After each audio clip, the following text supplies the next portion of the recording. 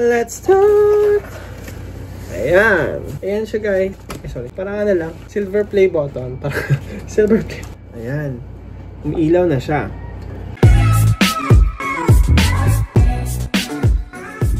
So, ayun guys, let's proceed to another box. Galing naman to sa Lazada. Ito yung pinaka-hinihintay ko, weighing scale na masukat mo yung timbang mo. Nasa 1,666 pesos.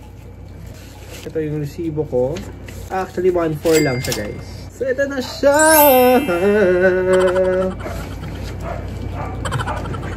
From Lasco, binili ko siya dahil kailangan ko ng parang automatic kasi meron akong Alexa. Makokontrol mo siya via Alexa at saka smart home yata. Okay ka ngayon. Tapos, nagre-record siya sa kung magkano yung ilan yung bigat mo ngayon. Yung feature niya is Wi-Fi connection. Use the Lasco app. Yun, may Lasco app tayo. One scale can store more than 50 profiles. Automatically calculate BMI, body mass index, automatic shut off when that is in use. Equipped with 4 precision strain gauge sensor at saka overload and low battery. Tapos guys, meron siyang dalawang color. Yung isa is black, yung isa yung white. Let's start! Ayan. Ayan siya guys. Sorry. Parang ano lang. Silver play button. Parang silver play. Ayan. Oh. Ito siya. Nasa plastic pa. So, kukunin natin sa plastic. Ayan. Ito ay parang crystal. Tapos, plastic. Sa kasama sa box, manual. At saka battery. Ito yung battery niya. So, ayun guys. Ilalagay lang natin yung battery.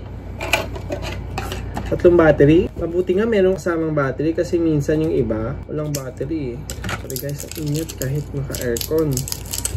Lagay natin yung battery. Ang maganda kasi dito, maano niya ng tama yung ano mo, yung bigat. Ayan. Umiilaw na siya. Lagay ko dito yung ano ko. Ito dito. Dito ba? Hindi pa. So ayun, ang ganda niya guys, 'di ba? Oh, ayun, nag-aano siya ng weight niya. Nag-error, may error din.